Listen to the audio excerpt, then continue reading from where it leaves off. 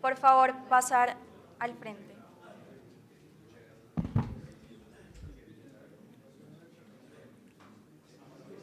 Sí, señor.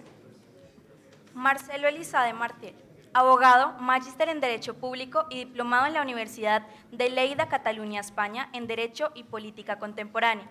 Profesor universitario de Derecho Político, autor de apuntes universitarios, artículos, comentarios relacionados con la especialidad. El capitán Óscar Platero de Guatemala. Grado militar, capitán primero retirado, criminólogo y criminalista, periodista y escritor, analista de inteligencia geopolítica y geoestratégica, historiador militar, catedrático universitario y conferencista a nivel nacional e internacional. Moderador, el general en retiro, Rodrigo Quiñones Cárdenas.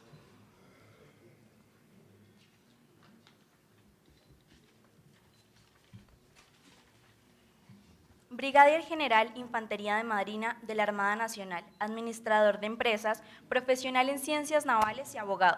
Tiene diplomados en Derechos Humanos, Veeduría Ciudadana y Análisis del Terrorismo, especialización en Derecho Administrativo, Gerencia Pública y Alta Gerencia, y 2 maestrías en Seguridad y Defensa Nacional y Derecho Público Militar. Se ha desempeñado como comandante del Batallón de Infantería Marina, director del Reclutamiento y director de Bienestar de la Armada Nacional, subdirector de la Escuela Superior de Guerra, jefe de Estado Mayor de la Armada Nacional, agregado naval de Colombia, ante la República de Nicaragua, agregado de la Defensa de Colombia ante el Estado de Israel, director de Trabajos de Grado y Tesis de la Universidad del Rosario y profesor en la especialización de abogados en Derecho Internacional Humanitario de la Escuela Militar de Cadetes General José María Córdoba.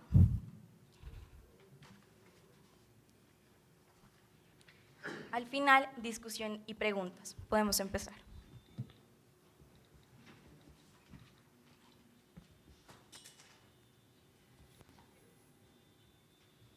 Bueno, muchas gracias. Buenas tardes. Primero que nada, mis agradecimientos al Centro General Almirante y a esta universidad que nos cobija y a ustedes por estar aquí. Voy a hacer una síntesis por 2 razones. Nuestros países son tan similares a las cosas que han ocurrido que no se extrañen ustedes si algo semejante a lo que pasa en Chile comparado con lo que mis antecesores ya señalaron. Y al mismo tiempo, por esa razón, en forma parte, preparé una estadística completa que voy a dejar en secretaría a nuestros convocantes acá en relación a todo lo que son los detenidos, las causas pendientes y todo lo que viene por delante aquí. En Chile todavía estamos lo mejor en cuanto a estos procesos siguen con el mayor entusiasmo adelante. A pesar del cambio de gobierno, como vamos a ver, el asunto sigue caminando. En primer término, entonces, me interesó el tema de los movimientos subversivos en Chile, del 59, la Revolución Cubana hasta la fecha, algo se dijo también, porque naturalmente es un proceso bastante semejante en toda Sudamérica. La razón es la siguiente. En primer término, habría que referirse un poco a lo que fue la época de la Guerra Fría, después de la Segunda Guerra Mundial, cuando llegan los hermanos Castro y Che Guevara a La Habana con la Revolución Sangrienta en Cuba. A partir de ese momento comienza una penetración ideológica que se dijo y militar muy fuerte en toda Sudamérica, de la cual nosotros estuvimos, siendo un país bastante pequeño, como se ve en el mapa, nosotros no estuvimos exentos de eso. Además, tuvimos un presidente que impulsó grandemente esto, que fue Salvador Allende. Bueno, vamos a ver acá la exposición. Él fue convocado a la OAS y la presidió con Che Guevara incluso. De ahí se dirige gran parte de todo el movimiento subversivo sudamericano, incluso con Salvador Allende presidiendo esta organización. Entonces, en primer término, los cubanos logran colocar, como se dice en términos militares, una zona, una cabeza de playa en lo que fue Cuba para toda Sudamérica. Lo que era el territorio, o posiblemente llamado así, ¿cierto?, la zona de influencia norteamericana, creo que éramos todos Sudamérica. Tenemos ya una cabeza de playa instalada con la Revolución Cubana y con los Castro que todavía están instalados allí. De hecho, llevan 60 años en el poder y ustedes saben, se hizo una elección a la cubana hace poco tiempo atrás, creo que fue el mes pasado, en que se nombra a un muchacho más joven, Díaz Canel, 50 años, pero que tiene 30 años de militancia en el partido. Y además, Raúl Castro conserva para sí el grado de secretario general del Partido Comunista. O sea, el mensaje es, ojo muchachos, que estamos observando por si te sale de la sana doctrina, ¿cierto?, entre comillas. Así con una elección muy a la cubana, tipo gato pardo, todo cambia para que todo quede igual. De suerte entonces que eso no ha cambiado mayormente. hasta el año 59, en nuestro país, el Partido Socialista y Comunista tenían una vía parlamentaria. Incluso el socialismo era más bien casi, podríamos decir, socialdemócrata, una corriente moderada. Hasta que comienzan, como también dijo un predecesor mío, se entusiasman con esta idea hasta el jolgorio, ¿ya? Y la abrazan como causa propia. En mi país, por ejemplo, el famoso poeta Neruda fue senador comunista. O sea, dentro de la democracia, de la alternancia después de aquellos años, Neruda es senador. Y al mismo tiempo diputados que tenían una gran representación. Pero cuando llega el castrismo a Chile, se aterriza de la siguiente manera. Las Fuerzas Armadas en aquel entonces tenían cero participación política y también las Fuerzas Armadas se encuentran ante débiles gobiernos de demócratas cristianos y buenos de derecha que no visoraron el tema que se venía. De suerte entonces que nadie hizo nada al respecto o no hizo ningún tipo de, no diríamos más bien una reacción en contra de ellos. Esto siguió avanzando, fue creciendo como una bola de nieve. Luego, el punto de inflexión acá es el Congreso del Partido Socialista de Chile en Chillán, una ciudad centro-sur del país, en el año 67. Ahí la cosa comienza a cambiar ya, fue muy radical. Es un punto de inflexión en la ruta a seguir, ya que sus conclusiones constan en la prensa de la época y figuran conclusiones de capital importancia y gravedad. Por ejemplo, 1. Se declara la guerra al Estado burgués de Chile. O sea, una cuestión netamente marxista, el Estado burgués de Chile ya no sirve, hay que se declara la guerra, ¿cierto?, de carácter incluso, como ellos dijeron, patriótica y armada.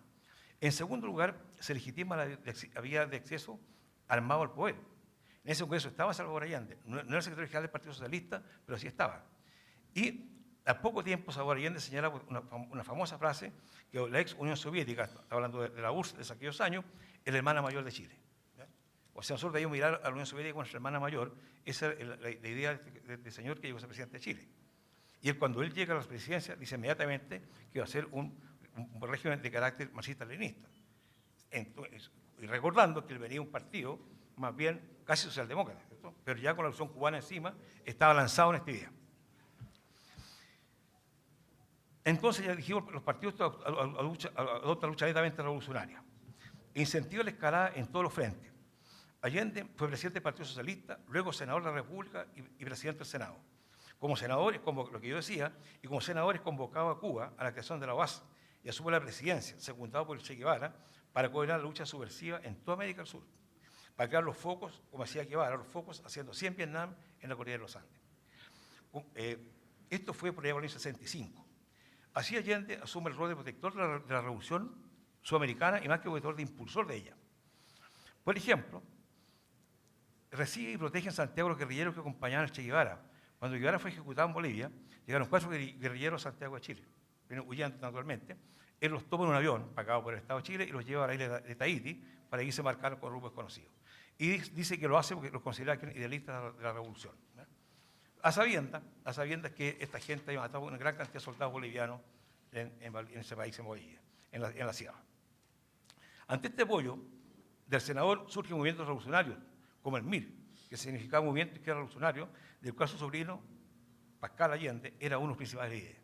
Surge también el MAPU, campesinos revolucionarios, y una gran cantidad de estudiantes que son también arrastrados a esta ideología.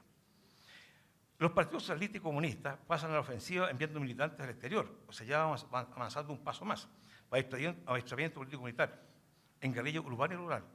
Eso está todo predeterminado. La guerrilla urbana y rural, basta con ver los libros de Che Guevara, y que está todo explicado ahí, en que explica cómo se hace la guerrilla urbana y cómo se hace la guerra rural. O sea, la guerra de guerrilla Che Guevara.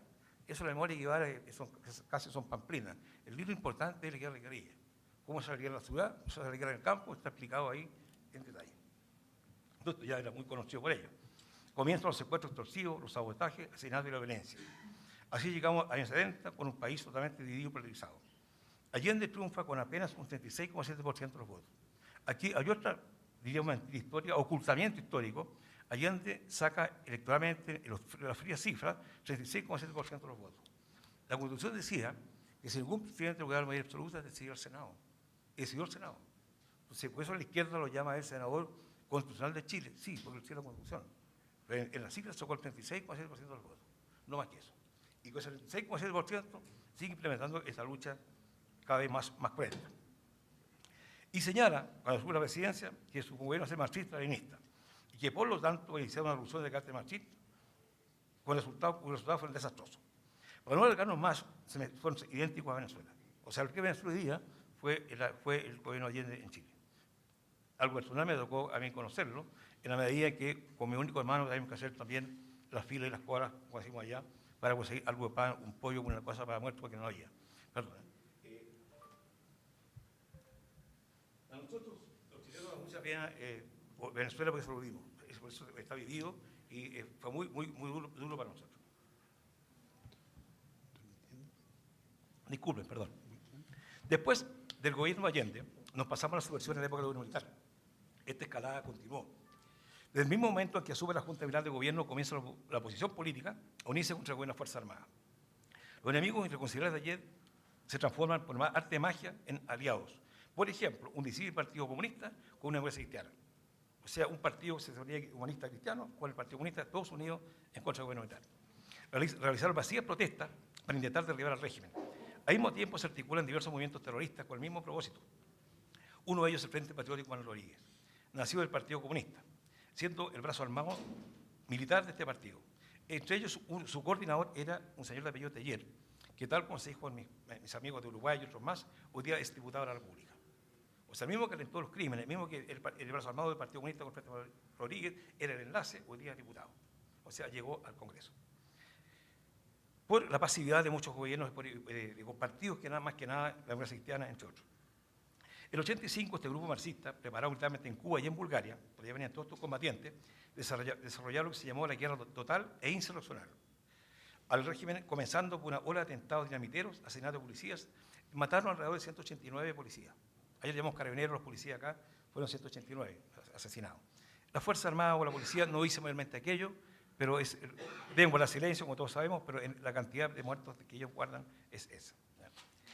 También hay voladuras de toda alta tensión, secuestros extorsivos, y las Fuerzas Armadas, por imperativo constitucional, legal y moral, deben enfrentarlos, resultando bajas por ambos lados, las que se detallan en lo que ellos, en el documento aparte que voy a dejar en secretaría, como le digo. Así se llegó al año 90, en que, de acuerdo al texto constitucional, se entregó el gobierno a los civiles, resultando electo el demócrata cristiano Patricio Aylwin, un tipo muy tibio en esta materia. Se pensó que la violencia de estos grupos se había terminado, ya que según ellos se había recuperado la democracia, entre comillas. Sin embargo, un año después, en pleno gobierno democrático, el Frente Rodríguez asesina al primer senador en la historia de Chile ejecutado estando en servicio, Jaime Guzmán, un crimen muy conocido. Ese crimen hoy día está impune. Los hechores, los sicarios, fueron todos apresados y en el patio de la cárcel, que no era más grande que esta sala, bajó un helicóptero con un canastillo. Ese canastillo subieron todos los tipos y se fueron. Hay dos en Cuba, uno en Suiza y otro está en Bruselas en este momento. Así que una operación desde ese punto de vista bastante, digamos, exitosa, entre comillas, pero logran bajar el helicóptero, como le digo, el patio no tenía reja, y bajan este canastillo y se van todos. Así que ahí, hasta el día de hoy, no hay nadie preso por ese crimen del senador Jaime Guzmán, a pesar de todo el impulso que le da la investigación judicial a su partido, que es muy poderoso. Hasta aquí no ha logrado nada. Luego, ante el crimen de Guzmán, este grupo fue tal de prestigio que desapareció. Se replegaron, digamos. Los pocos fueron, lo que yo decía, los pocos fueron enjuiciados, se fugaron de la cárcel de alta seguridad en un helicóptero piloteado por sus camaradas huyendo al extranjero. Ninguno ha podido ser extraído o extraditado a Chile. Porque esta gente tiene una red de protección nacional e internacional formidable. También mi antecesor ya señalaron esto, porque hay una tremenda red. Especialmente, uno de ellos fue descubierto en México, donde el tipo huye inmediatamente a Bruselas, Bélgica. En Bélgica hay un grupo muy fuerte de esta gente, que lo protege a ellos como también radicalistas musulmanes islamistas. Un grupo izquierda muy potente está enquistado en Bruselas, en Bélgica. Allá está. Está firmando una comisaría y está fuera de cárcel. Uno de estos, gran parte de estas personas, incluso cobran pensión al Estado. O sea, también se tradujo en antecesores, el digno de Ripley, pero también cobran pensiones al Estado, como perseguidos políticos. La subversión hoy. ¿Qué pasa en Chile con la subversión hoy día? Ella ha mutado y ha seguido pautas gramscianas. También se tocó el tema, algo se dijo. El enfrentamiento no es por acción directa, como antes, sino civilina e indirecta. Atenta contra los pilares fundamentales de la sociedad o a las bases del Estado, la familia. Esto es, están detrás de todo aquello que implique desprestigiar a las Fuerzas Armadas, a la Iglesia, la historia patria, la subversión de estudiantes, apoyo a grupos radicalizados, ley de divorcio, aborto, identidad de género, matrimonio sexual, etc. Están también los ambientalistas, animalistas, un montón de ONG al respecto. También han logrado ellos la construcción de memoriales de altísimo costo para el Estado. Para lo anterior dominan los medios de comunicación social, sobre todo el cine, la televisión nacional, abierta, concientizando con eslogan a todos los televidentes y radio escuchas, y todo aquello que se oponga a su idea. Algo dijo uno metesor también, en cuanto a que hoy día hemos llegado al extremo de que ustedes van a la televisión, a un panel con una posición un poquito más conservadora, se los comen. Esta gente que está ahí. Es casi digno de horrible, pero es así. O sea, cualquier persona que haya con alguna idea que se ponga a estos tipos en forma descarada, en forma violenta, incluso agresiva, están todos en contra. Me refiero a los locutores de televisión, a los presentadores, a estos hombres ancla que le llaman hombres rostros de televisión, cualquiera de estos. Les cuento solamente una anécdota personal. Hace 3 años atrás, una universidad me llamó en Santiago para le hiciera doctrina política a los futuros periodistas, pero me di cuenta que era casi imposible.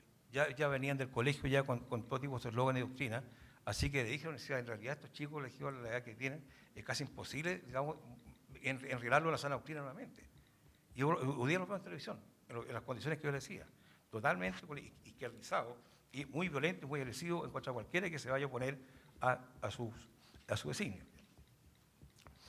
En segundo lugar, donde hay acciones terroristas en la región de la Araucanía, el tema de los mapuches del sur de Chile, que en realidad están todos conectados por internet con todas las líneas en todas partes, en que grupos indigenistas, pequeños pero violentos y audaces, han asesinado agricultores, policías, quemado alrededor de 200 camiones hasta la fecha de transporte, casas, bodegas y sembradíos de trigo, para reclamar tierras que estiman que les pertenecen y que se estima que son propias. Fenómeno que está ocurriendo también en otros países de la región. En nuestro gobierno se niega a reconocer el terrorismo, dice que solamente es violencia rural, o sea, una suerte de desórdenes rurales, es poca cosa. Pero así se desconoce digamos, lo que es el terrorismo en esta materia. Ahora, también hay que ser frío en esto. El gobierno de Piñera anterior no hizo nada, Bachelet tampoco, porque involucrarse en estos temas es como decimos en Chile, esto es un fierro caliente, nadie quiere hacerlo. Y los políticos tienen una mentalidad distinta a la nuestra. Es cómo me reelijo a la próxima elección, cómo no tengo problemas y cómo salgo elegido nuevamente. Así que los temas que son complicados política y jurídicamente y que no acarrean votos, simplemente no nos consideran. Estamos en esta escalada en este momento. También, en este momento indigenista, permiso, se ha creado una coordinadora Arauco-Mayeco, sigla CAM. Esta CAM tiene contacto directo con Colombia, con la FARC. Vinieron mucho al tratamiento político-militar en la época de Manulanda, por ejemplo. Incluso el Partido Comunista nuestro, que el presidente anterior Uribe, pidió la extradición de un sujeto que se llama el hombre político Roque, oficialmente solicitado por Colombia, que después no se vino por un tecnicismo jurídico. Pero Roque, que es chileno, estuvo en la FARC con Maulanda y otros más. Alguna acción violenta tuvo porque el presidente Uribe pidió la extradición. O sea, el tipo no vino aquí a ver las mariposas ni a nada por el estilo. De suerte entonces que hay un tema de cómo el Partido Comunista nuestro está muy enraizado con ustedes, lo que es el tema de la FARC aquí. ¿Ya? O sea, tipos de allá que van y vienen. ¿Ya? Ahora con el tema de la decisión que estamos todos comentando, no sé qué le va a pasar con ellos, pero que el pasado sí lo hubo, una conexión muy, muy directa. ¿Ya? Así que tenemos, todos estos líderes de la CAM, la gran mayoría estuvieron todos aquí. Ahora, eso lo saben los jueces, los fiscales, los abogados, los familiares. Nadie lo hace presente. ¿Ya? Así que nadie se atreve con esta gente, luego entonces también lo dejan hacer. Es algo increíble, incluso los fiscales, pues evitarse problemas, entre comillas, le dan la libertad. O sea, porque grave que sea el delito, rápidamente libertad al sujeto, y así yo, entre comillas, no me hago problema. Así que esta gente, como le digo, muy, muy coordinada con la FARC aquí en Colombia. En el plano político, ahora. En el plano político, el presidente es de derecha, una derecha liberal, en el caso de Piñera, es tibio en esta materia. No se espera gran cosa en estas conflictivas materias. Lo que sí ha dicho él es que va a emplearse para que los militares detenidos de más ancianos, más enfermos, puedan cumplir la atención en su casa, en su domicilio. Hasta aquí no lo he hecho, pero figuran sus planes de gobierno. Ojalá que así sea. Pero eso también tiene un doble discurso, para decir, salvamos a los más enfermos, a los más avejentados, pero los otros, poco menos que se queden dentro. O sea, no hay ningún tipo de solución para ello. O sea, los más viejos y enfermos para afuera, y los otros que cumplan hasta el final. Es un poco lo que prevemos desde el punto de vista del doble sentido, si lo queremos ver de esa manera. En el plano judicial, los jueces, igual que en gran parte de los países del Cono Sur de América, lo que vamos a ver esta mañana, hicieron suyo, o mejor dicho, de buena fe o mala fe, se tragaron el anzuelo de la izquierda del delito de lesa humanidad. Según ellos, es imprescriptible e inamnistiable. Y aplicable solamente, también lo dijo un colega acá, aplicable solamente a los agentes del Estado y no a la subversión. Así una sutil teoría. Porque solamente los agentes del Estado son culpables de lesa humanidad, los terroristas no son culpables de lesa humanidad, no se les aplica. En Chile es exactamente igual. Chile reconoció estos delitos desde julio del 2009 en adelante. En cambio, el Poder Judicial lo aplica 40 años para atrás. Los amigos de Uruguay ya lo dijeron, exactamente en Chile. Los delitos de lesa humanidad 2009 hacia adelante. Y el artículo 3 dice, que firmó Chile en respaldo a esto, que solamente se van a aplicar para los delitos que van a continuación de 2009 hacia adelante. Lo están aplicando 40 años para atrás. O sea, y retroactividad ley penal quedó también dando vuelta o bailando, como hacemos allá. De muy mala fe, como le digo, esa es la teoría que hoy día aplica la Escuela de Justicia. No hace caso omiso de lo que son, en rigor, los delitos de lesa humanidad. Esto trae como consecuencia que hay 1.200 casos abiertos y 160 militares cumpliendo condena.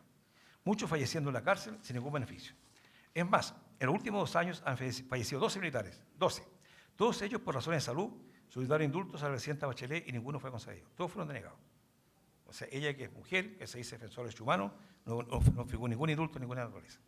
Uno entiende también que ella en el pacto iba con el Partido Comunista. Entonces, naturalmente, si ella indulta, el Partido Comunista va a saltar inmediatamente, se va a rechazar esto. Entonces, como son políticos, pues no haya problemas de carácter político, prefiero no indultarlo y que la cosa siga así y que se mueran presos, que fue lo que pasó.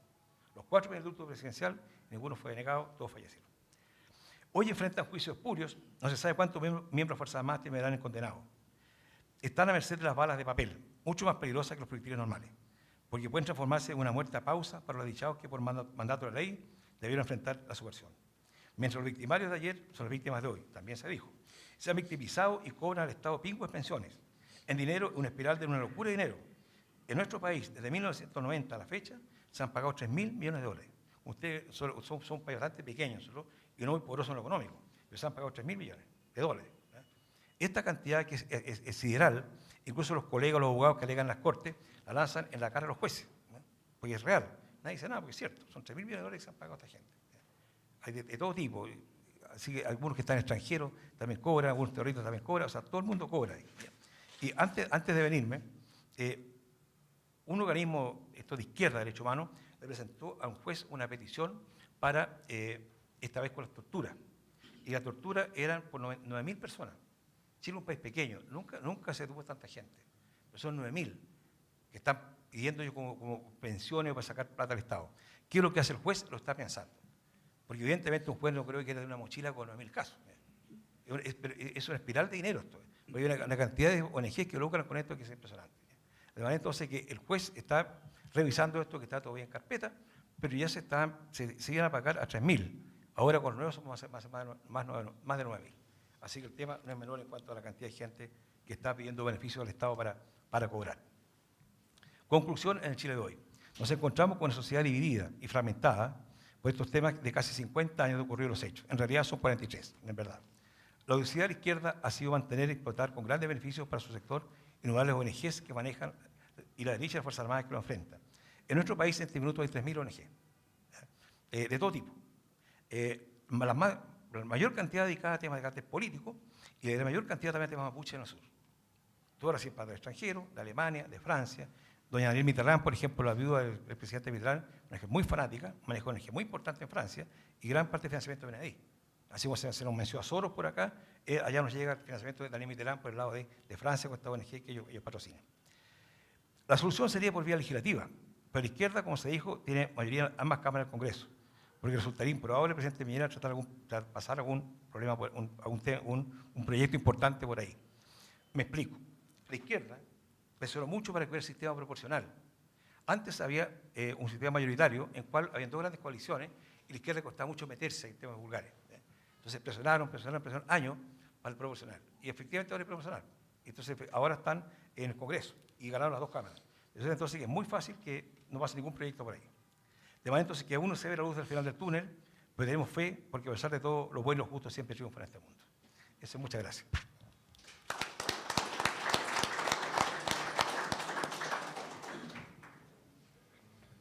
El capitán Óscar Platero de Guatemala.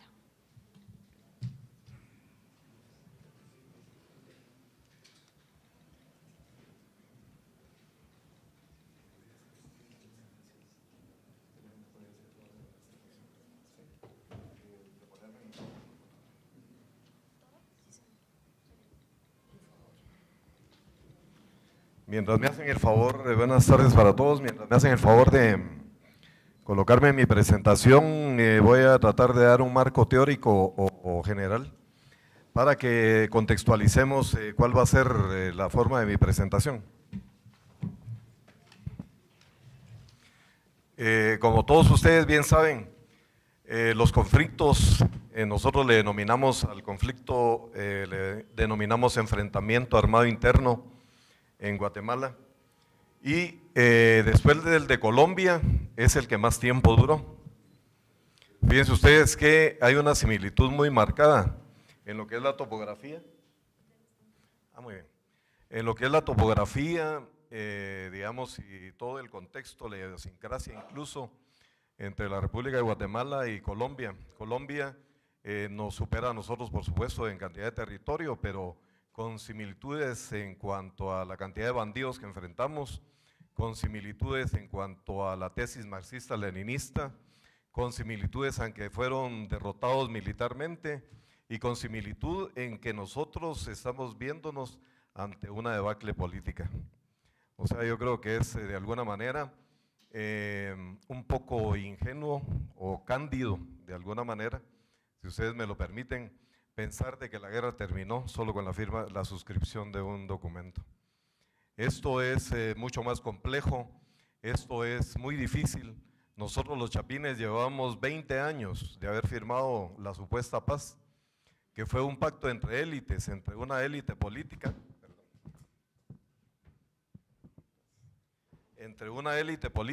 y una élite, los cabecillas de la guerrilla. Entonces, prácticamente la población no intervino. La población guatemalteca, al igual que la colombiana, siente un aprecio y siente una cercanía muy fuerte con sus Fuerzas Armadas.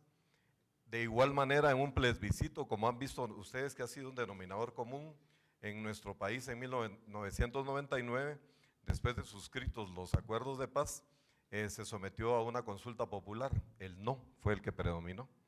Sin embargo, vino un presidente de pseudo izquierda y luego utilizó subterfugios legales para imponérselo a la población, ¿verdad? Entonces, básicamente él quería su premio Nobel también, puras casualidades, ¿verdad? Y entonces, básicamente, eso lo llevó a imponer condiciones, digamos, y a matar esa democracia de la cual habló con buen tino nuestro compañero argentino, ¿verdad? Quiero dividir la exposición en dos partes.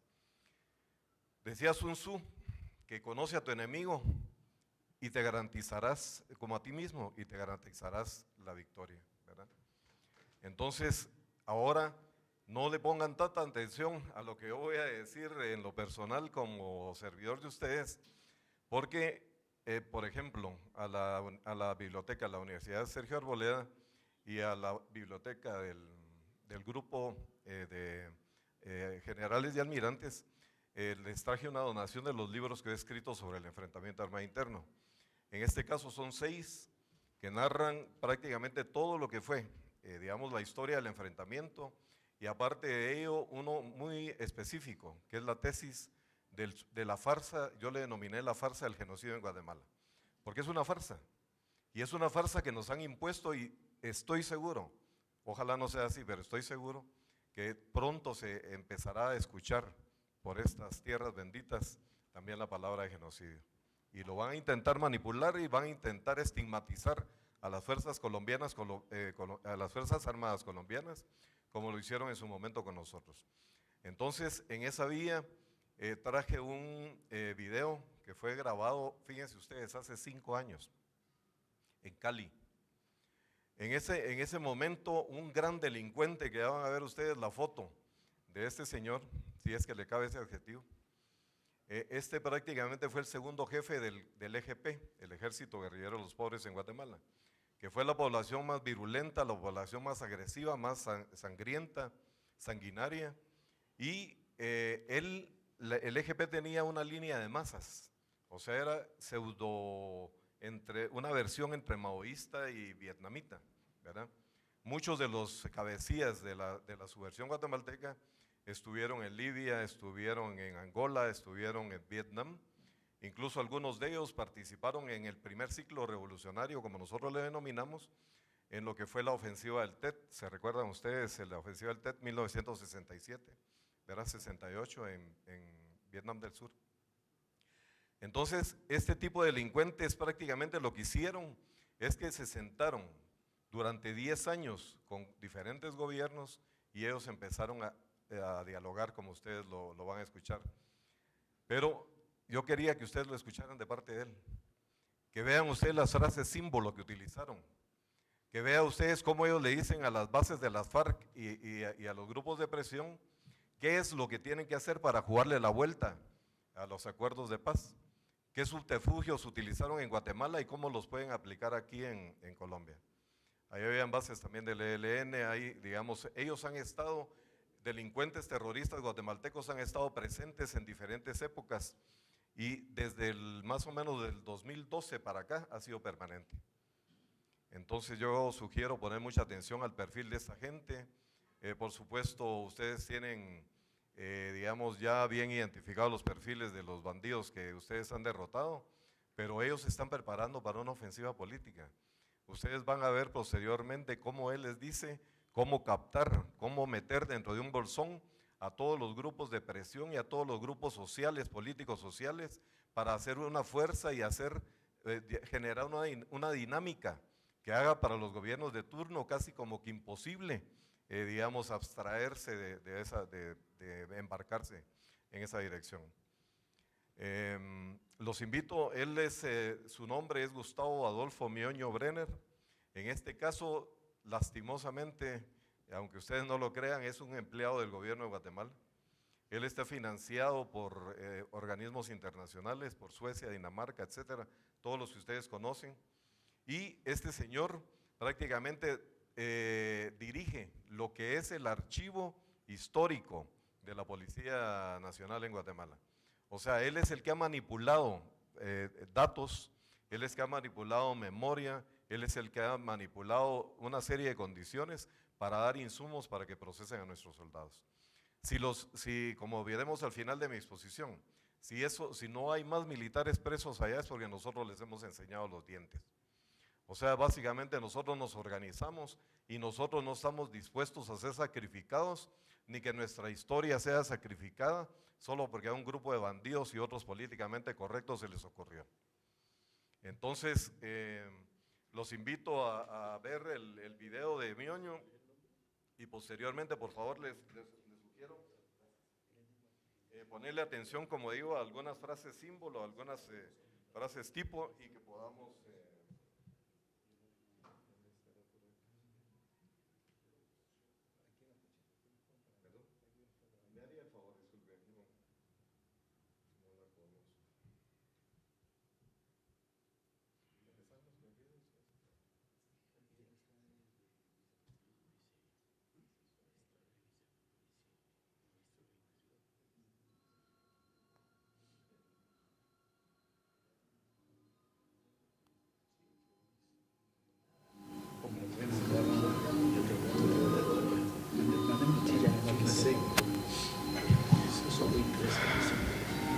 Van a ver ustedes que al final él empieza a hablar sobre estrategia, táctica, cómo llevaron todo esto. Hay un video de 1 hora que antecede a ese, pero sin embargo yo, por el asunto de las negociaciones del tiempo, quise presentarles este, pero como les digo, los invito a que pongan atención y van a ver cómo finalizamos con un muertos quieren que cantemos.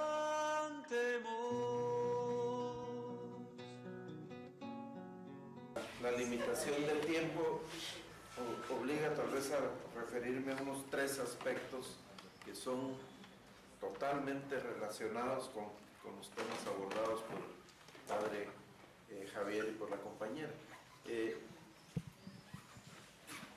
primer lugar, creo que el tema de la Comisión de la Verdad, que en el caso de Guatemala se llamó Comisión para el Esclarecimiento Histórico, hasta eso fue negociado. O sea, el gobierno y los militares se opusieron a que se llamara Comisión de la Verdad. Y fue una parte de la negociación es llamarle Comisión para el Esclarecimiento Histórico, de un nombre larguísimo, de graves violaciones a los derechos humanos, etc. Pero es Comisión para el Esclarecimiento Histórico. Los resultados del trabajo que hizo esta comisión, contenidos en este informe, Memoria del Silencio, al que hizo referencia el padre Javier, los 12 tomos, es un resultado que rebasó las expectativas. En el caso de Guatemala, a diferencia de lo del Salvador, al cual fue mencionado, rebasó positivamente las expectativas, en muchos sentidos. Las partes habían negociado ya con un criterio de amnistía, con un criterio de impunidad que venía después, pero se pusieron de acuerdo la guerrilla y el gobierno, habían decidido que no se iba a identificar a los victimarios por su nombre y que no se iba tampoco a identificar a las personas que prestaran su testimonio y que no tendría efectos judiciales. O sea, le habían cortado de antemano las uñas, los dientes y cualquier posibilidad. Por eso había muchísimas dudas sobre el resultado que iba a tener. Sin embargo, aparte de haber demostrado la magnitud que tuvieron las violaciones a los derechos humanos, 200,000 víctimas, ahí preciso la cifra que mencionó el padre Javier, son 200,000 víctimas, calculan 155,000 muertos y 45,000 detenidos desaparecidos. Fueron documentadas con bastante precisión, unas 650 masacres, 650 matanzas colectivas. Se identificó claramente que el 87% de las víctimas corresponden al pueblo maya, que más del 11% de las víctimas fueron niños menores de 10 años y niños no natos. La práctica de la tortura, la práctica sistemática de la tortura, de la desaparición forzada, de las ejecuciones extrajudiciales, de las violaciones sexuales con fines represivos, etc.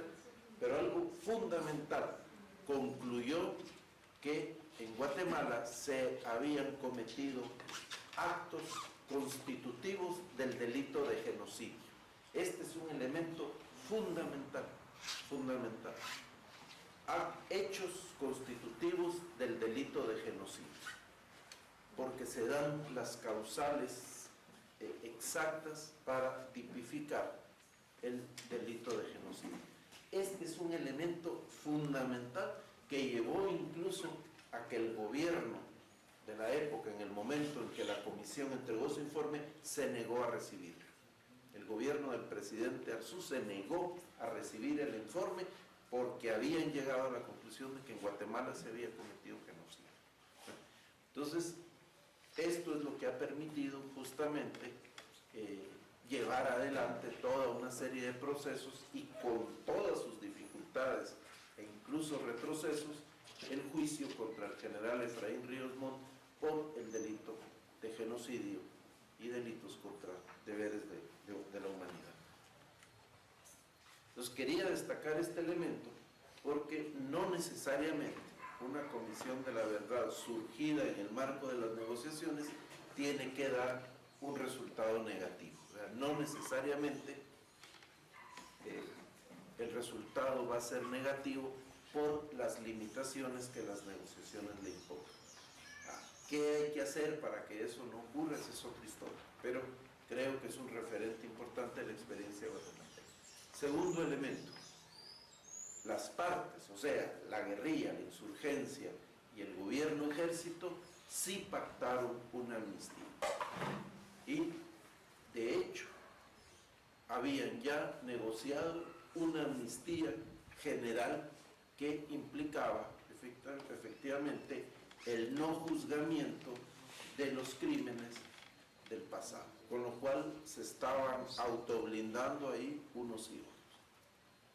Esto es un hecho, a eso me refería pues, muy rápidamente cuando dije en mi intervención anterior cómo el cuidado que hay que tener en que las negociaciones no se conviertan también en negociaciones populares, no se conviertan en élites que al margen del movimiento social, de las organizaciones de víctimas, del movimiento popular, pues puedan tomar sus decisiones. Sin embargo, y esto es algo pues que a mí me tocó vivirlo de manera directa, yo después de 25 años de militancia renuncié en mi organización por estos elementos, entre otras cosas. ¿No? De eso quiero hablar. Simplemente yo renuncié del EGP a finales de 1993 e inmediatamente empecé a trabajar con Rigoberta Menchú, hicimos una fundación que lleva su nombre y se generó un movimiento de organizaciones sociales en los cuales participé y creamos una instancia que se llamó Alianza contra la Impunidad. Y fue una experiencia muy importante, directamente la movilización de las... Y aquí sí fue muy importante cómo incluso organizaciones sociales vinculadas o simpatizantes del movimiento revolucionario sí se sumaron a esta lucha para impedir que se consumara este acuerdo de impunidad. Y entonces la amnistía, disfrazada bajo el nombre de Ley de Reconciliación Nacional, así se llama en Guatemala, que es una amnistía en todos sus elementos, se vieron obligados, se vieron presionados. Claro, logramos generar un lobby, logramos generar un apoyo internacional muy importante, una presión que incluso en Naciones Unidas tuvimos eco, incluyó un artículo, el artículo número 8 de la Ley de Reconciliación Nacional, dice, se perdona todo, no se va a enjuiciar nada, salvo los delitos de lesa humanidad, salvo los delitos de genocidio, salvo los delitos de naturaleza imprescriptible.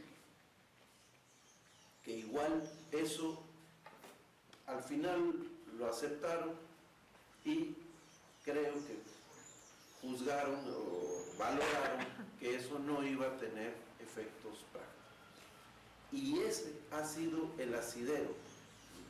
Durante los últimos 10 años, el asidero nuestro ha sido el artículo 8 de la Ley de Reconciliación Nacional, que justamente la desaparición forzada, las ejecuciones extrajudiciales, la tortura, el robo de niños, la violación con objetivos represivos, etcétera, pues son delitos de lesa humanidad, son delitos de naturaleza imprescriptible, y eso es lo que ha permitido llevar adelante una serie de juicios que ha sido dificilísimo, muy difícil en Guatemala, muy peligroso, pero ha sido posible llevarlos adelante. Hay militares juzgados, hay militares en la cárcel con ese asidero del artículo 8 de la Ley de Reconciliación Nacional. O sea, lo que puede ser un subterfugio, lo que puede ser, efectivamente, me parece tan interesante lo que la compañera nos acaba de exponer y explicar. Ayer justamente leí en el periódico la noticia sobre esta, no aparece la ley, ¿verdad?, pero aparece como noticia de prensa justamente este tema por parte de la Corte Suprema de Justicia o Tribunal Constitucional. Bueno, así que en el caso de Guatemala ese ha sido un elemento muy importante. Hasta hoy se ha logrado que todos los militares, que todavía son pocos, pues para la magnitud de los crímenes en Guatemala, son pocos los militares que hemos logrado llevar a los tribunales, han apelado a la Ley de Reconciliación Nacional. Todos han intentado que se les apliquen los beneficios de la Ley de Reconciliación Nacional, o sea, que se les apliquen los beneficios de la amnistía, pero gracias a ese artículo se ha logrado pues ejercer una presión social, mediática, internacional muy fuerte de manera que tanto la Corte Suprema de Justicia como la Corte de Constitucionalidad, como se llama en Guatemala, les han negado los beneficios de la amnistía. O sea, a ninguno de estos militares juzgados o policías se les ha aplicado los beneficios de esta ley.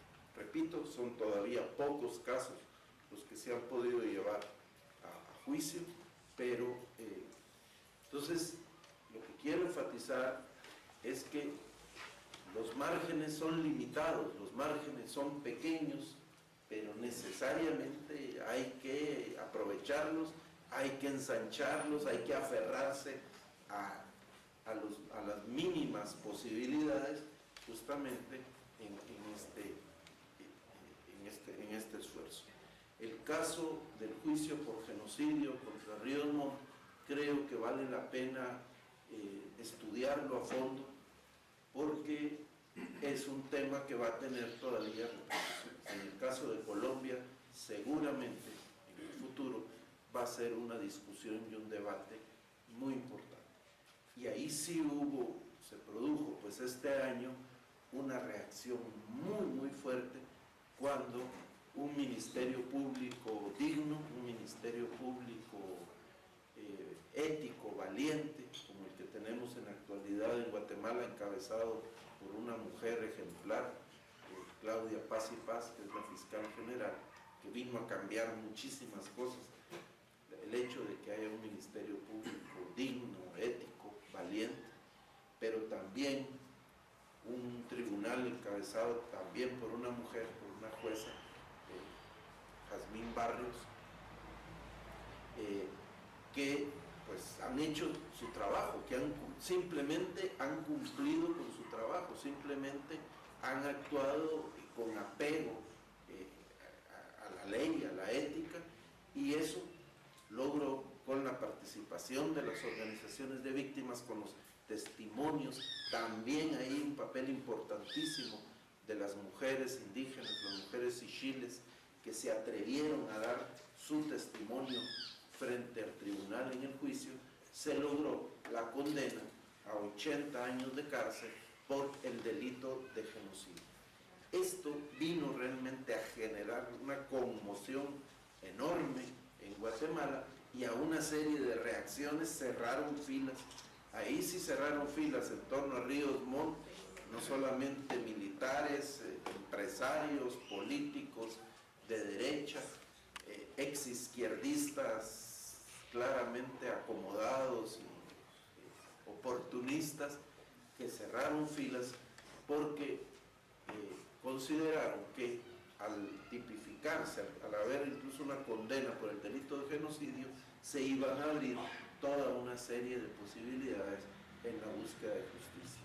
Y eso llevó entonces a que la Corte de Constitucionalidad, claramente favorable a estos poderes, claramente sumisa a estos poderes, encontró una serie de subterfugios, de tecnicismos, para decir que el juicio debe repetirse. No dicen es inocente, no dicen no se le debe juzgar por genocidio, sino que se cometieron algunos errores de procedimiento y el juicio debe repetirse. Por lo tanto, la condena queda en suspenso. Es una manera, pues, realmente muy poco elegante de tratar de que esto termine en impunidad. Claramente le están apostando a que este hombre, que ya tiene 80 y pico de años, de verdad deseando que se les muera cuanto antes, para que más o menos, como ocurrió con Pinochet, se muera sin haber sido realmente condenado y tenido que responder por sus crímenes.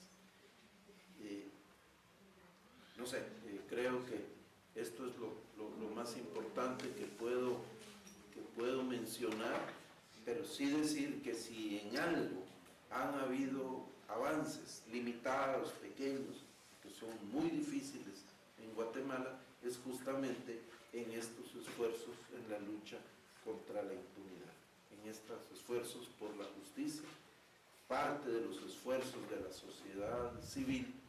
También en eso me tocó participar y conozco la experiencia con mucho detalle, ante la inamovilidad, ante la solidez del sistema de impunidad en Guatemala, planteamos la necesidad de la creación de una comisión internacional. Fue una propuesta que dio lugar, es una larga historia, a la creación de la Comisión Internacional contra la Impunidad en Guatemala, la CICIG, que es una experiencia inédita, una experiencia que hasta ahora solo se ha dado en Guatemala, que las Naciones Unidas intervengan creando una Comisión Internacional contra la Impunidad.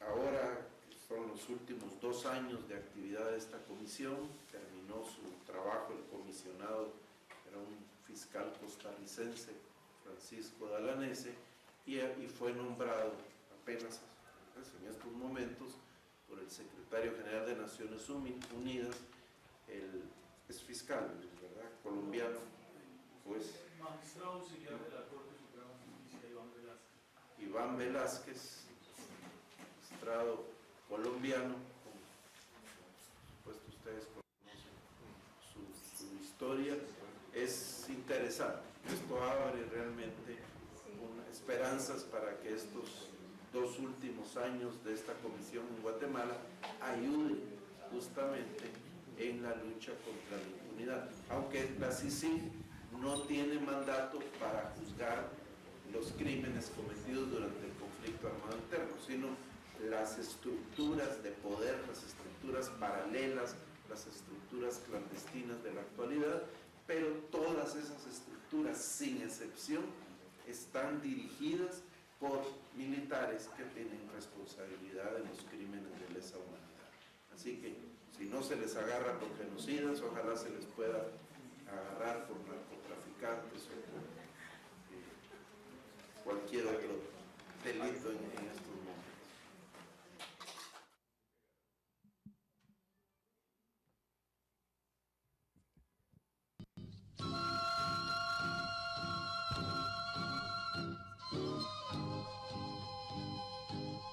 Bueno, como ustedes pudieron ver, con todo descaro, este señor dice prácticamente cómo ellos durante 10 años le jugaron la vuelta, digamos, al Estado de Guatemala.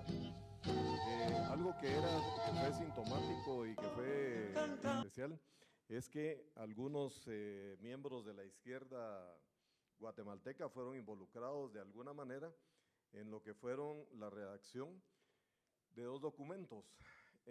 Y algo es muy importante, digamos, en la construcción de esa mal llamada memoria histórica, prácticamente le dieron a Mioño, a Manolo. Muchas gracias. No, es la siguiente.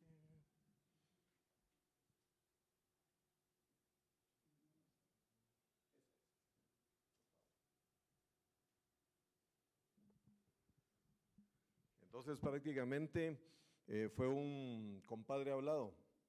Hay algunas situaciones, muchas gracias. Hay algunas situaciones que son muy importantes y dicen en mi tierra que si corre como conejo, tiene orejas de conejo y se mueve como conejo, es conejo, ¿verdad? Entonces no hay que darle muchas vueltas. O sea, ¿cómo vamos a esperar nosotros que un grupo de terroristas que han lucrado con el narcotráfico, que han estructurado y han formado parte del crimen organizado y estructuras criminales, cómo van a aceptar ellos soltar su negocio? Si ustedes ven, tanto en Guatemala como acá, se habló de grupos disidentes, ¿verdad? No hay tal disidencia, es un esfuerzo en 2 direcciones. O sea, nosotros los militares sabemos bien lo que es eso, ¿verdad? Y en este caso, prácticamente, si ustedes ven, no solo atacaron, formaron la Comisión del Esclarecimiento Histórico. Fíjense ustedes el papel que jugó la Iglesia Católica en Guatemala.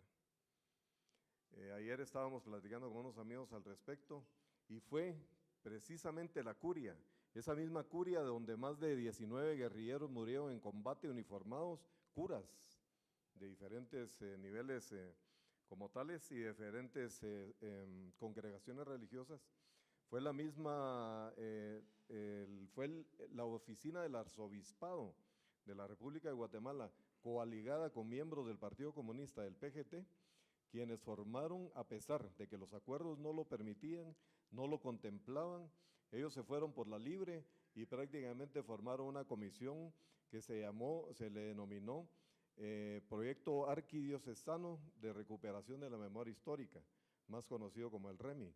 Ahí nos sentencian a nosotros, a los militares, dicen que nosotros cometimos el 93% de las masacres, nosotros cometimos el 93%, y ellos y la guerrilla el 3%. Ellos dicen, fíjense cómo manipularon después con la Comisión de Esclarecimiento Histórico, que esa sí era la que estaba institucionalizada por las Naciones Unidas. Ellos formaron la denominación de masacre.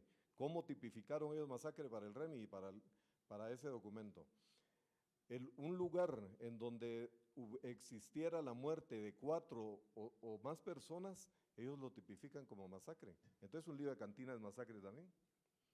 Pero ellos lo que querían era sobredimensionar, dar una gran masa. Ahí él habla de 600 masacres.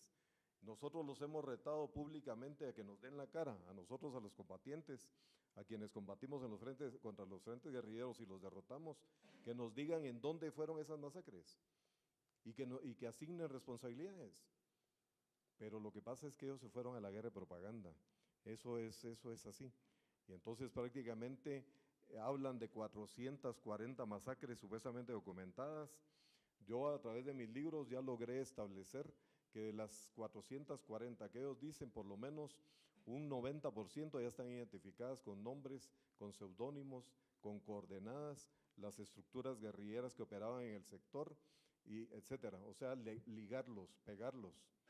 Pero el problema es que, digamos, cuando nos encontramos con autoridades políticamente correctas, por decirlo de alguna manera, los políticos lo único que quieren es vivir en paz, vivir su momento de felicidad y usufructuarlo. Entonces prácticamente nadie se ha atrevido a darle profundidad a esta temática. Con respecto a la presentación, no quiero ser repetitivo, ya creo que ya todo el mundo está cansado con escuchar lo mismo y hemos sido redundantes, pero solo voy a hablar escasamente de algunas situaciones. Este es el famoso Mioño. En su época, cuando él era comandante de un frente guerrillero en el Quiché, ahí con su fusil M16A1, y lo vemos ya después adoctrinando, digamos, a la juventud. Porque algo que hay que ponerle atención es que un objetivo en disputa en el futuro, para el futuro de nuestras naciones, es la juventud. Ellos han llegado al caso de que algunas universidades que eran prácticamente, digamos, por decirlo así, nacionalistas o de derecha, prácticamente la han ido copando poco a poco.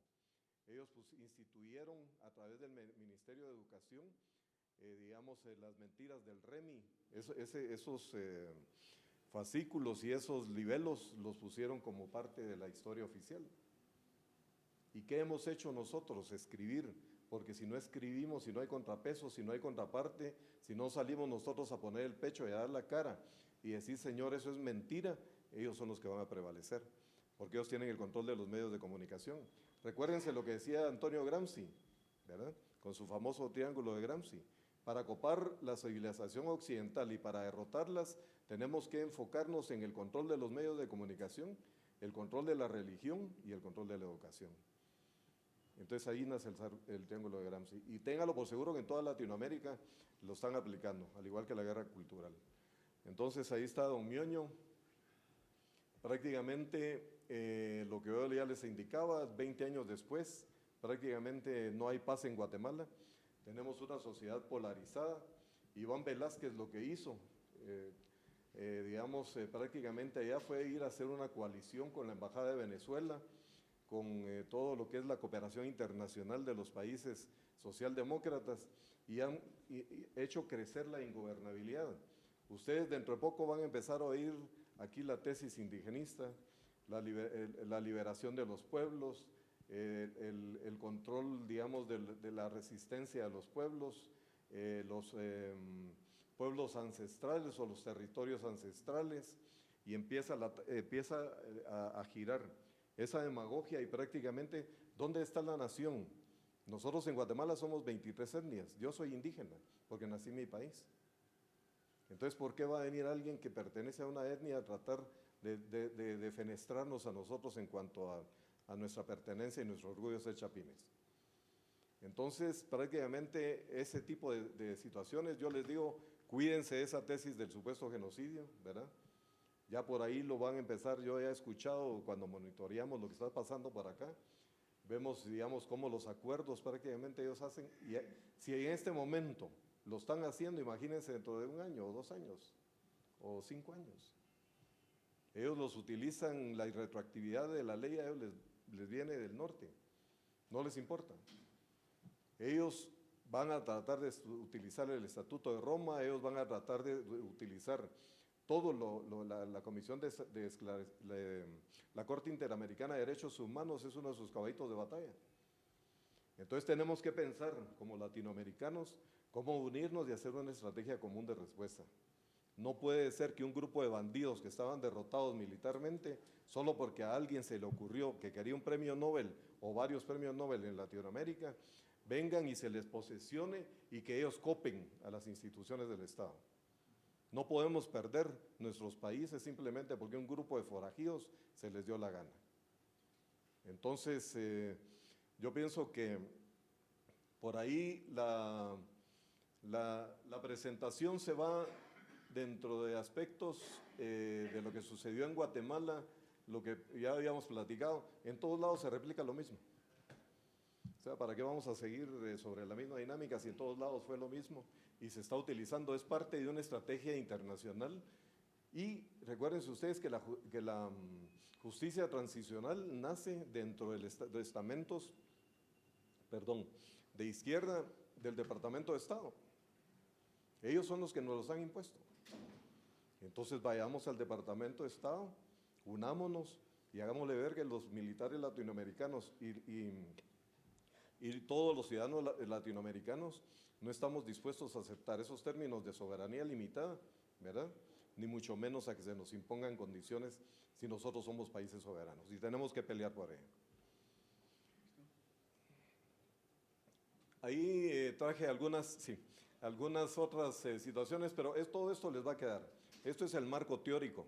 A mí lo que me importaba era básicamente, digamos, que ustedes vieran qué es lo que dice el enemigo, pues, ¿verdad? Porque yo puedo seguir aquí o nosotros podemos seguir aquí hablando toda la mañana o todo el día, pero lo importante es qué dicen los bandidos.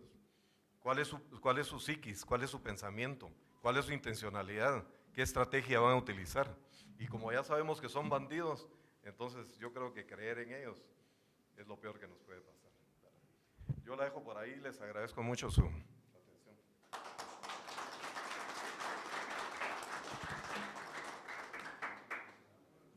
Bueno, creo que preguntas escritas las recogieron. Damos el uso de la palabra al general en retiro, Rodrigo Jiménez Cárdenas. Por favor, alistar sus preguntas en los papeles que fueron entregados y están siendo recogidos por 2 personas en el auditorio. Yo aquí quería hacer un resumen muy rápido porque son escritas todas las preguntas. Tenía algunas comentarios sobre la exposición. No sé si ustedes captaron, me imagino que sí, que hablan sobre la estratagema de este señor Gramsci. Más o menos aquí en Colombia no se ha manejado muy seguido eso, pero sabemos que es uno de los que estableció la combinación de formas de lucha. Él, muy habilidosamente, un muy buen filósofo, hizo sus escritos en Italia y dijo que estableció ya más directamente en algunos documentos, lo he leído, que ya no se iba a poder imponer o quitar el poder por las armas, que debería haber otro tipo de revolución. Entonces tocó lo de la revolución cultural. Por eso den en cuenta que que los papas, el Papa Juan Pablo II y Francisco han tocado mucho, ojo, con la parte cultural de los pueblos, que dieron lo que hay que llevar a que explote la parte cultural que tiene cada pueblo.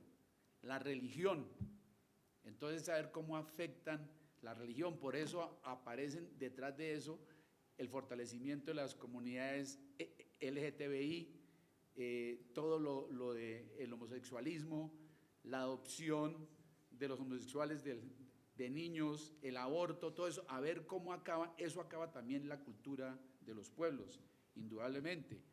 Y eso será uno de los puntos que él establecía, y tratar de copar los medios de comunicación. Lo estamos viviendo aquí en este momento. Aquí en Colombia estamos viendo la presión que están haciendo las comunidades pues, LGTBI. Vemos que en Cartagena,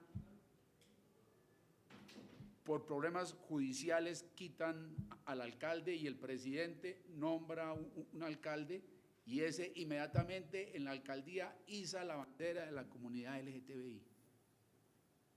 Nos pusieron una ministra que también iba a afectar el aspecto cultural del pueblo colombiano, Gina Parodi, a meter los libros y las instrucciones de la ideología de género en todos los colegios. Están haciendo ese ataque, lo estamos viviendo. Ellos lo vivieron hace mucho tiempo y nosotros lo estamos viendo en este momento. Y en cuanto a la exposición, yo estoy resumiendo todo lo que pueda porque ya estamos un poquito pasados de tiempo. De Óscar Platero, quería comentarles que también nos iba a acompañar un señor general de Guatemala, que en este momento es ministro del Interior, Jorge Roberto Ruiz Cerovic. No, sí, él es el de Política de Defensa, sí. Es el ministro de Política y Defensa, pero nos dijo que no pudo venir porque precisamente hoy lo llamaban a declarar por investigaciones que le están haciendo. Y nos dijo, y no le puedo decir a otros que vayan, pues claro, tenemos una excelente representación de Óscar Platero, ya lo conocíamos, un excelente escritor y se ha documentado mucho en todo lo que nos ha informado, pero nos dijeron que los otros generales no podían venir porque todos los generales que participaron en el enfrentamiento contra los bandidos, solamente hay 3 libres, uno es él, y quedan 2, y los otros 2 pues como que no se motivaron mucho a venir, pero miren cómo está eso. Eso nos dijo él a nosotros.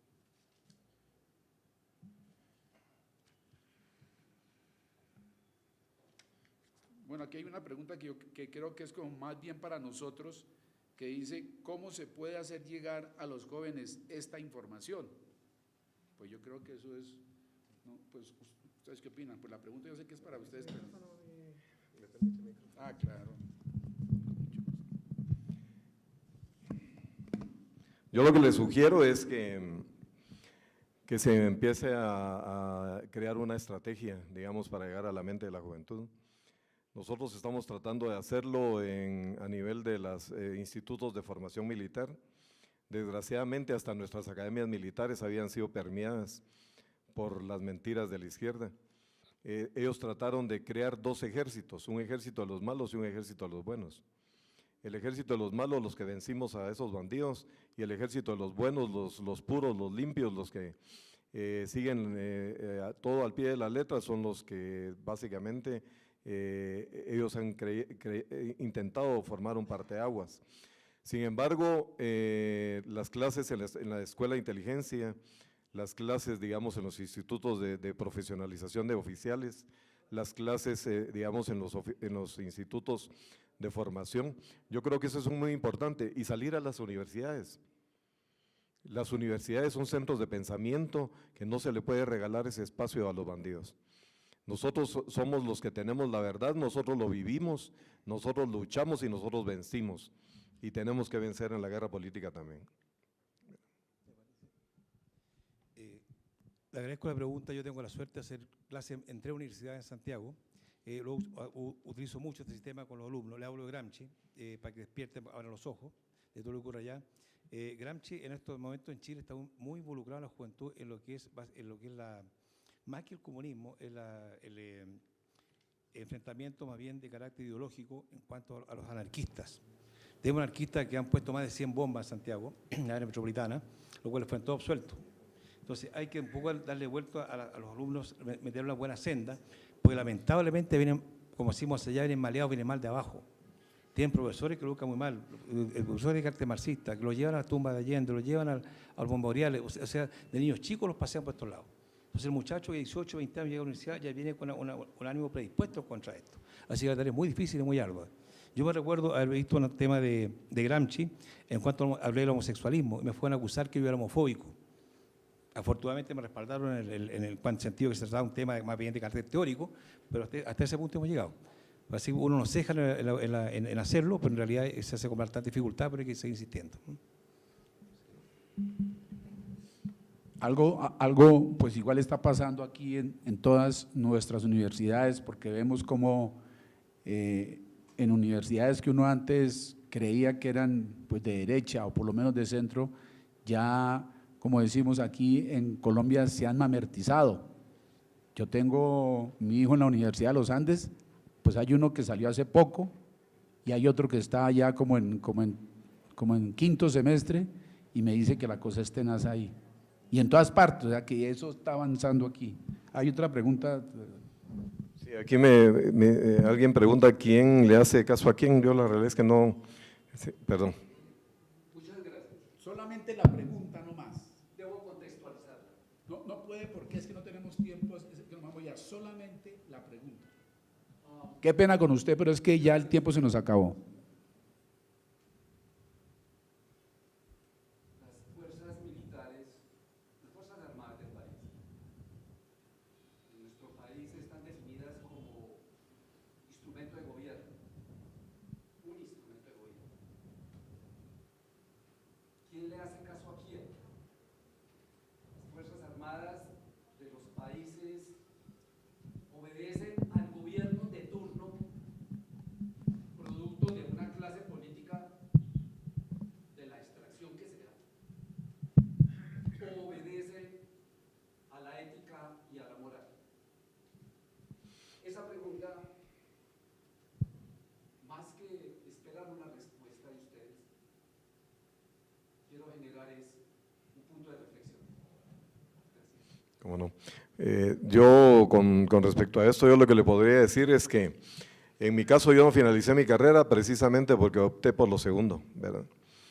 Entonces yo esperaba coronar mi carrera, no lo pude hacer porque salí de la institución, porque me opuse con todo, ¿verdad? Y digamos a los desmanes que se estaban haciendo en aquel tiempo y a la manipulación que se había hecho. Yo creo que es un deber de los altos mandos militares, esa es mi opinión personal, ¿verdad? Digamos, hacerle ver al mando político cuál es la situación real. Y lógicamente el peso de las Fuerzas Armadas tiene que mantenerse aquí en cualquier lugar porque son los que han puesto las víctimas y son los que han defendido la institucionalidad. Yo quisiera recomendarles de alguna manera, digamos, es mi opinión, digamos, la lucha contra la injerencia extranjera. Ya ustedes ven que el tema soberanía limitada prácticamente anda rebotando por todos lados. Y yo creo que eso no puede ser. Todos sabemos los ingentes recursos naturales que tiene Latinoamérica y sabemos la disputa geopolítica que se da entre los BRICS y algunos otros, Estados Unidos y sus aliados y otros en Latinoamérica. La China, la presencia de la China, de Rusia es un ejemplo. Y solo quería para finalizar recordarles que aquí hay varias personas, entre comillas, funcionarios de la ONU que en Guatemala fueron nefastos. Pónganle ojo y van a ver ustedes la situación. Tienen que darnos los nombres. Pónganle, por ejemplo, Jean Arnault. Este señor para nosotros fue nefasto. Él es básicamente un tipo sesgado a la izquierda revolucionaria, entre comillas, y acaba de llegarles por ahí como un regalo especial de la ONU, Ernesto Brunori. Otro peor. Ex miembro del Partido Comunista Italiano, ¿verdad? Entonces póngale atención y yo creo que el futuro de Colombia está en manos de los colombianos y para nosotros ha sido un honor.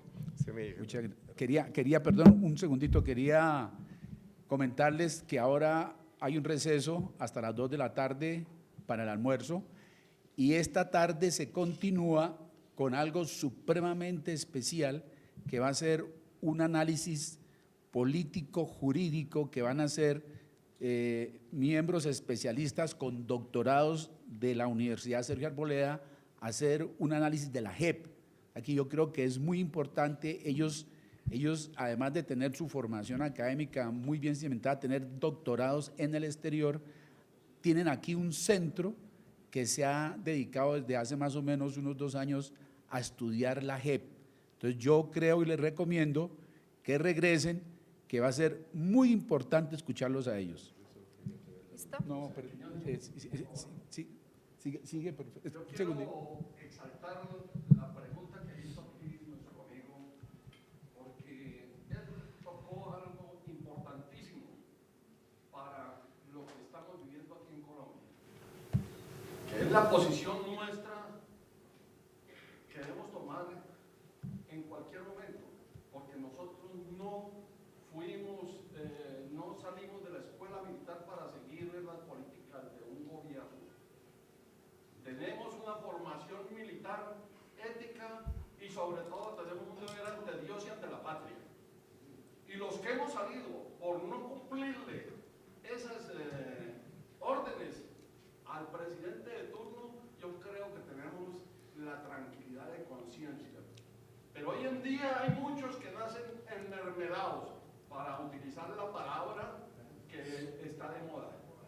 Entonces, qué tristeza que nosotros los militares no tengamos la fortaleza para pararnos y decirle a los gobiernos de turno que no podemos desarrollar lo que ellos están creando, lo que ellos están pensando, que ante todo tenemos el cumplimiento de una misión y tenemos que serle leal a Dios, a la patria y a nuestro pueblo.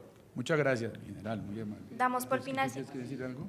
Damos por finalizada la segunda Un sesión. segundito que va a- ¿qué quieres? Solo para finalizar, ya sé que nos pasamos. Yo quisiera entregarles un pequeño donativo para la biblioteca del Cuerpo de Generales y Almirantes. Muy bien. Para mi general Álvarez, si me pudiera recibir un pequeño obsequio que ojalá sirva de algo. Doctor Velázquez, ¿quiere recibir por favor lo de la Sergio Arboleda, por favor?